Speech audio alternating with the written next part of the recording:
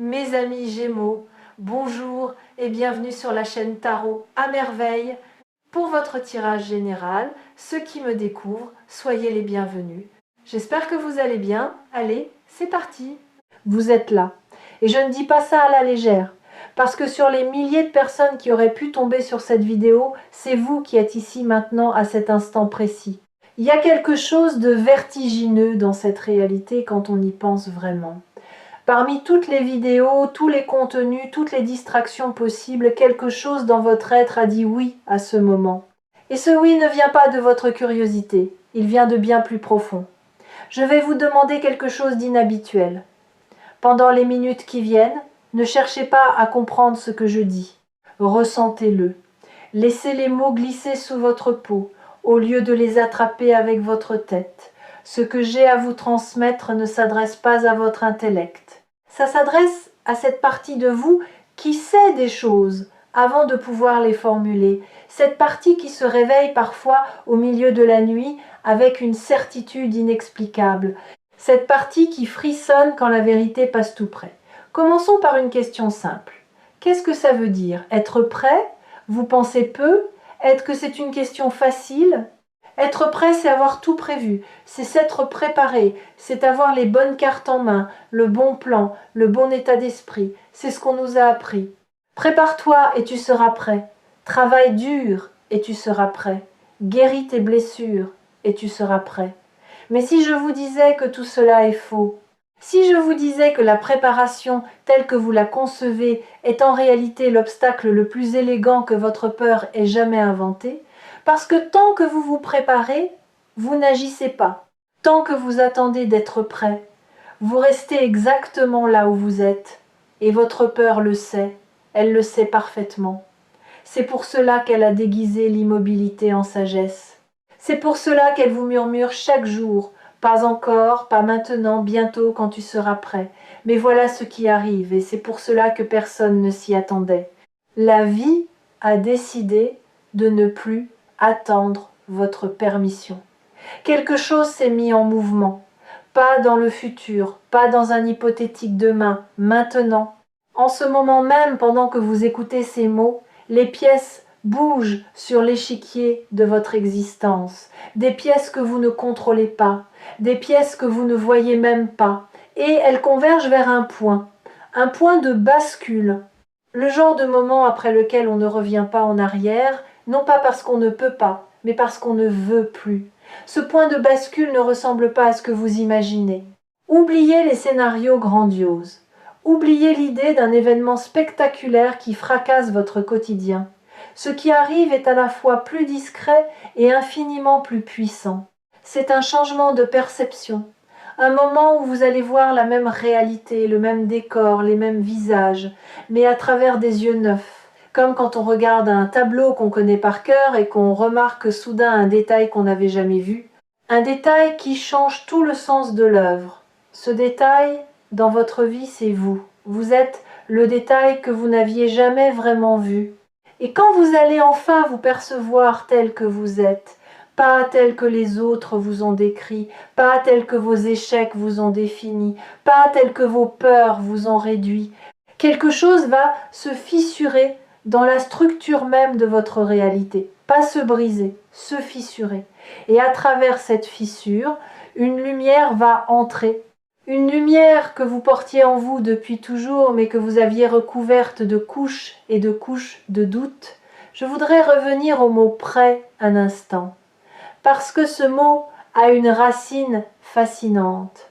En latin, il vient de praesto, qui signifie être présent. Être prêt, dans son sens originel, ce n'est pas avoir tout organisé, c'est être là, pleinement là, présent à ce qui est, présent à ce qui vient, présent à soi-même. Et cette présence, vous l'avez en ce moment même. Vous êtes prêt, non pas parce que vous avez coché toutes les cases, mais parce que vous êtes ici, vivant, conscient, en train d'écouter quelque chose qui résonne avec une part profonde de votre être. La vie ne demande pas la perfection, elle demande la présence. Et c'est précisément cette présence qui a déclenché ce qui arrive. Voyez-vous, il y a eu un moment récent, peu être, sans que vous en soyez conscient, où vous avez été totalement présent, un moment furtif, peut être en marchant seul dans la rue, peut être en regardant le ciel sans raison, peut être en respirant profondément après une journée difficile. Dans ce moment-là, votre armure est tombée. Juste une seconde, juste assez pour que votre essence se montre. Et l'univers qui observait depuis longtemps a vu cette ouverture. Et il s'y est engouffré. Ce qui est en route vers vous n'est pas quelque chose que vous avez commandé. Ce n'est pas une réponse à une prière formulée. C'est une réponse à qui vous êtes. La différence est fondamentale. Quand vous priez pour quelque chose, vous émettez un souhait. Quand vous êtes quelque chose, vous émettez une fréquence. Et les fréquences attirent leur correspondance avec une précision mathématique. Ce qui vient vers vous n'est pas ce que vous avez demandé, c'est ce que vous êtes devenu capable de recevoir. Et vous êtes devenu capable de recevoir bien plus que ce que vous croyez. Ici, sur Tarot à merveille, je perçois des choses que je ne peux pas toujours expliquer avec des mots ordinaires. Mais pour vous, en ce moment, ce que je perçois est d'une clarté peu commune. Il y a autour de vous une énergie de renouveau, pas le renouveau bruyant des révolutions, le renouveau silencieux des saisons. Quelque chose en vous est en train de passer de l'hiver au printemps. Les sols gelés de votre cœur commencent à dégeler. Des graines que vous aviez oubliées sont en train de germer dans des zones de votre vie que vous pensiez stériles. Laissez-moi être plus précis. Cette sensation que vous avez eue ces derniers temps, cette impression que quelque chose est sur le point de se produire sans pouvoir dire quoi, ce n'est pas de l'anxiété, ce n'est pas de l'impatience, c'est de l'anticipation cellulaire. Votre corps sait avant votre esprit. Vos cellules captent les changements de fréquence avant que votre conscience ne puisse les nommer. Et en ce moment, vos cellules vibrent, elles se préparent, elles s'alignent. Vous avez peu être remarqué des signes physiques, une énergie nouvelle le matin, ou au contraire des moments de fatigue intense suivis de regains soudains, des fourmillements dans les mains, des battements de cœur accélérés sans raison. Le besoin de bouger, de marcher, de respirer l'air frais, comme si vos poumons réclamaient plus d'espace. Ce ne sont pas des symptômes, ce sont des signaux. Votre corps se reconfigure pour accueillir ce qui vient. Il fait de la place, comme on réarrange les meubles avant de recevoir quelque chose de grand. Il y a autre chose que vous avez peu, être observé sans y prêter attention, des pensées qui ne vous ressemblent pas. Des idées qui surgissent de nulle part, comme si quelqu'un les déposait dans votre esprit pendant que vous étiez occupé à autre chose. Des solutions à des problèmes que vous n'aviez même pas encore formulés. Des envies nouvelles qui ne correspondent pas à vos schémas habituels. C'est votre conscience qui s'élargit. Elle quitte les chemins balisés qu'elle empruntait depuis des années et commence à explorer des territoires inconnus. Et dans ces territoires, il y a des trésors que vous n'imaginez même pas. Vous avez aussi peut être ressenti un besoin croissant de solitude. Non pas la solitude triste de celui qui se sent abandonné, la solitude créatrice de celui qui a besoin d'espace pour devenir. Le papillon ne peut pas déployer ses ailes dans un bocal bondé, il a besoin de ciel, et vous êtes en train de chercher votre ciel. Ce retrait n'est pas un repli, c'est une expansion intérieure. Vous vous éloignez du bruit pour mieux entendre votre propre musique. Et cette musique, quand elle sera prête, attirera vers vous les bons auditeurs. Et voici quelque chose que personne ne s'attendait à entendre. Ce qui arrive ne va pas résoudre vos problèmes. Pas directement. Ce qui arrive va faire quelque chose de bien plus radical. Ça va rendre vos problèmes obsolètes. Il y a une différence immense entre résoudre un problème et le rendre obsolète. Résoudre, c'est trouver une solution dans le cadre existant. Rendre obsolète, c'est changer le cadre lui-même. C'est monter d'un étage et réaliser que ce qui semblait être un labyrinthe vu d'en bas est en réalité un simple chemin vu d'en haut. Ce changement de perspective, ce passage d'un étage à un autre, c'est exactement ce que vous êtes en train de vivre. Et il ne dépend pas de circonstances extérieures, il ne dépend pas de la chance, il ne dépend pas des autres, il dépend d'un seul facteur, votre consentement. votre disposition à accepter que la vie puisse être radicalement différente de ce que vous avez connu jusqu'ici. Pas meilleure au sens où vos conditions s'améliorent, différente au sens où votre regard se transforme. Imaginez un instant que vous avez porté des lunettes teintées toute votre vie, des lunettes grises, posées sur votre nez par vos premières déceptions, ajustées par vos peurs, resserrées par vos habitudes. Tout ce que vous avez vu, vous l'avez vu à travers cette teinte. Les gens, les opportunités, vous-même. Et parce que vous n'avez jamais connu autre chose, vous pensiez que le monde était gris, que c'était simplement la couleur de la réalité. Mais ce qui arrive, cette chose incroyable à laquelle personne ne s'attendait, c'est le moment où ces lunettes glissent de votre nez, pas arrachées, pas brisées. Elles glissent doucement, naturellement, parce que votre visage a changé de forme, parce que vous n'êtes plus la personne sur qui elles avaient été posées. Et soudain, les couleurs, partout, dans tout. Dans des endroits où vous ne voyez que du gris, il y avait du bleu, de l'or, du vert. La réalité n'a pas changé. Votre perception, si. Et c'est infiniment plus puissant que n'importe quel changement extérieur. Revenons encore une fois au mot « prêt ». J'ai dit que sa racine signifiait être présent, mais il y a une autre dimension. En musique, quand un chef d'orchestre lève sa baguette, il ne demande pas aux musiciens s'ils sont prêts. Il leur donne un silence, un battement, un espace entre le rien et le tout. Et dans cet espace, chaque musicien se connecte à quelque chose de plus grand que lui. Il cesse d'être un individu avec un instrument et devient une partie de l'ensemble. C'est dans ce silence que la musique naît véritablement. Pas dans la première note, dans le silence qui la précède. Vous êtes dans ce silence. Ce battement suspendu entre ce que votre vie était et ce qu'elle est sur le point de devenir. Et je sais que ce silence peut être inconfortable. Je sais que l'attente peut ressembler à du vide. Mais c'est le silence le plus plein que vous ayez jamais habité, parce qu'il contient tout, toutes les possibilités, toutes les directions, toutes les versions de votre avenir. Et bientôt la première note va résonner, et elle sera juste. J'aimerais maintenant vous parler d'un phénomène que j'observe chez les personnes qui traversent ce que vous traversez. Un phénomène que j'appelle la clarification des cercles. Vous avez commencé être sans décision consciente, à voir les gens autour de vous avec plus de lucidité, pas avec jugement, avec lucidité. Vous distinguez plus nettement ceux qui vous nourrissent de ceux qui vous drainent, ceux qui célèbrent vos avancées, de ceux qui se sentent menacés par elles, ceux qui vous aiment pour ce que vous êtes, de ceux qui vous apprécient pour ce que vous leur apportez. Cette clarification n'est pas un hasard, elle fait partie de la préparation dont je parle. Parce que ce qui arrive dans votre vie a besoin d'espace, pas seulement d'espace physique ou temporel, d'espace relationnel, d'espace émotionnel. Et cet espace ne se crée pas en ajoutant des choses, il se crée en laissant partir ce qui ne correspond plus à votre fréquence actuelle. Je sais que c'est difficile. Laisser partir des gens qu'on aime mais qui ne nous font plus de bien, c'est l'une des choses les plus douloureuses qui soient. Mais voici ce que j'aimerais que vous entendiez. Laisser partir n'est pas abandonner. C'est honorer la vérité de ce qui est.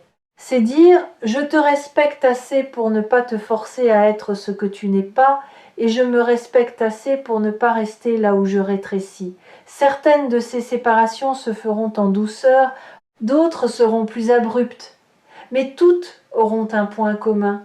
Elles feront de la place pour le nouveau, pour l'incroyable.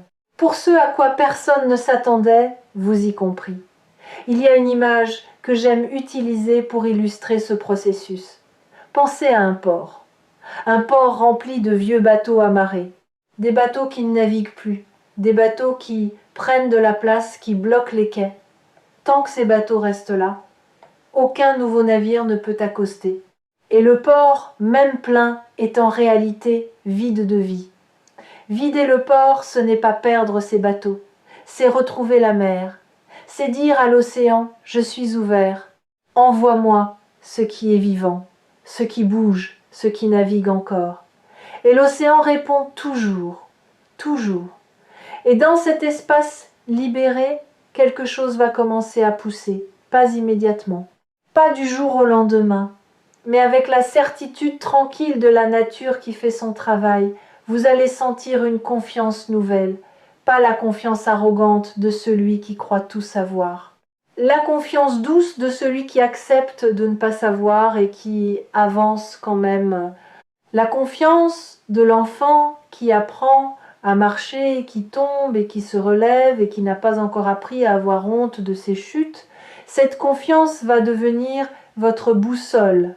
Quand les choix se présenteront, et ils vont se présenter, vous ne chercherez plus la bonne réponse dans les opinions des autres, dans les livres, dans les réseaux sociaux.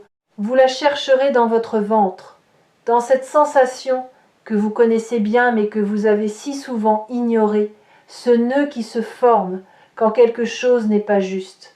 Cette expansion qui se produit quand quelque chose est aligné, votre corps est votre oracle le plus fiable, et il est temps de lui rendre sa place. Et c'est là que réside la beauté de ce qui se prépare.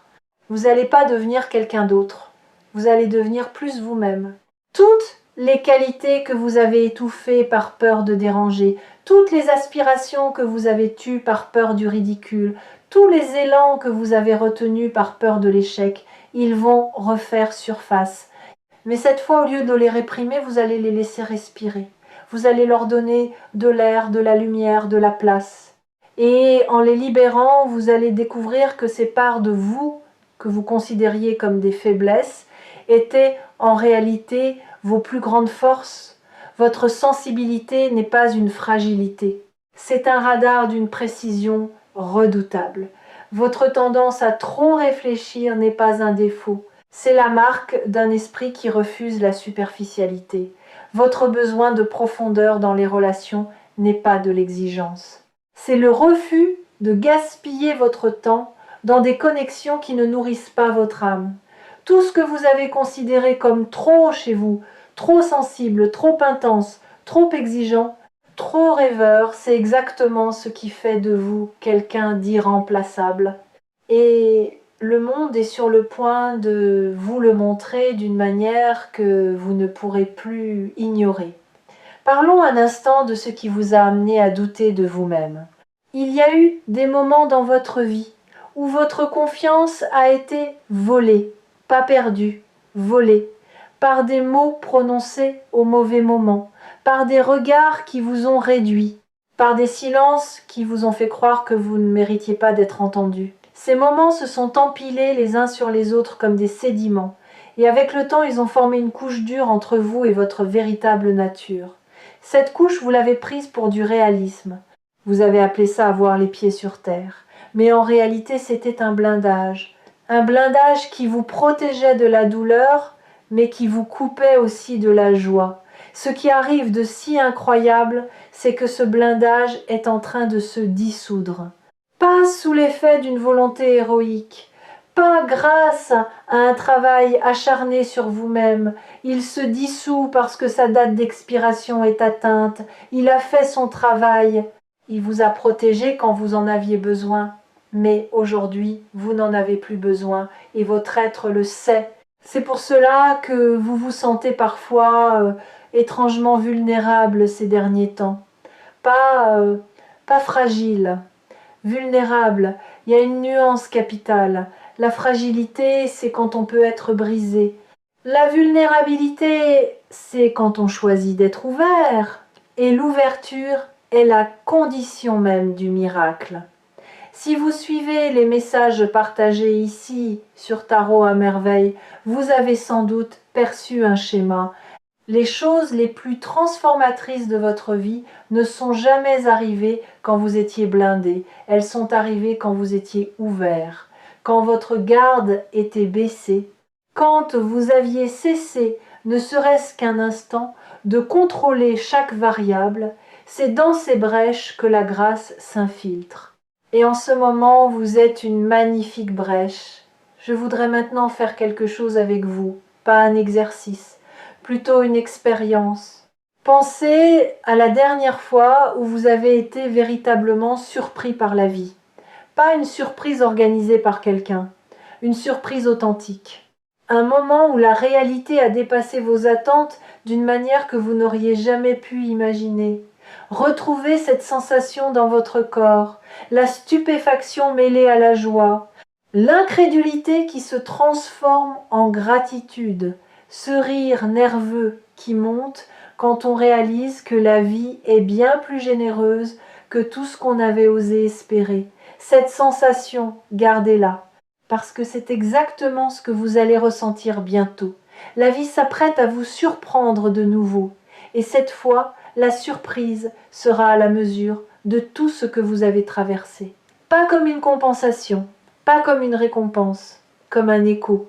Un écho de votre propre grandeur qui vous revient après avoir voyagé loin, très loin, et qui revient amplifié. Il y a un dernier signe que je veux mentionner avant de continuer. Un signe auquel peu de gens prêtent attention, et pourtant il est l'un des plus puissants. C'est la sensation d'être au bon endroit, pas géographiquement, existentiellement. Ce sentiment fugace mais lumineux que malgré les difficultés, malgré les incertitudes, malgré tout ce qui reste à résoudre, vous êtes exactement là où vous devez être. Ce sentiment n'est pas une illusion confortable, c'est votre âme qui reconnaît son propre chemin, comme un fleuve qui, même après des détours, des cascades et des gorges étroites, sait toujours qu'il se dirige vers la mer. Vous êtes ce fleuve, et la mer est plus proche que vous ne le pensez. Revenons une dernière fois au mot « prêt ». Nous avons dit que c'était être présent. Nous avons dit que c'était le silence avant la musique.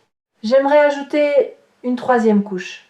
Être prêt, c'est aussi accepter d'être transformé, pas amélioré. Transformé. La différence est subtile mais immense. S'améliorer, c'est garder la même structure et la polir. Se transformer, c'est accepter que la structure elle-même change, que vos fondations bougent, que ce que vous pensiez être des piliers se révèle être des murs, et que ces murs peuvent tomber sans que vous vous effondriez, parce que vous n'êtes pas vos murs, vous n'êtes pas vos protections, vous n'êtes pas vos habitudes, ni vos peurs, ni vos stratégies de survie. Vous êtes ce qui reste quand tout cela tombe.